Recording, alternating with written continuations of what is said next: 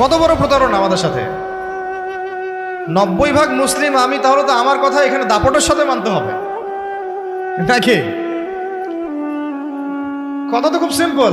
আমার জায়গা, আমার জমি, আমার দেশ, আমার বাড়ি, আমার জাতি, আমরা মুসলিম, তাও আবার সংখ্যাগরিষ্ঠ, তারপরে আমরা দাসত্ব করতেছি পশ্চিমাদের। তারপরেও রাজনৈতিক ক্ষেত্রে আমরা দাসত্ব করতেছি পশ্চিমা তথাকথিত গণতন্ত্রের, আব্রাহাম লিঙ্কন যে ধর্মের প্রবক্তা আর কি, তারপরে কমিউনিজমের, তারপরে সেকুলারিজমের, ধর্মনিরপেক্ষতাবাদের, জাতীয়তাবাদের, এইসবের দাসত্ব করতেছি আমরা। আমরা আবার অর্থনৈতিক জীবনে এসে সুদের দাসত্ব করতেছি।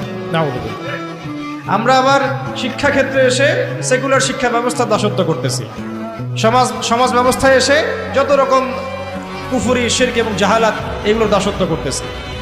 আমরা আবার ব্যক্তি জীবনে এসে দেখা যাচ্ছে, হ্যাঁ, ব্যক্তি জীবনে এসে কেউ কেউ ধর্ম পালন করছি, তাও সেটা মসজিদের ভিতরে, হয়তো নামাজ, রোজা, হজ, যাকাত, তাসবিহ, তাহলিল, জিকির, আজকার, এইটুকু সীমাবদ্ধ। ইসলামকে যখন আমরা বলছি ইসলাম শিক্ষায় থাকবে, সমাজে থাকবে, সংস্কৃতিতে থাকবে, অর্থনীতিতে থাকবে, রাজনীতিতে থাকবে, তখন তারা আমাদেরকেই আবার বলছে আমরাই জঙ্গি, সন্ত্রাসী, মৌলবাদী।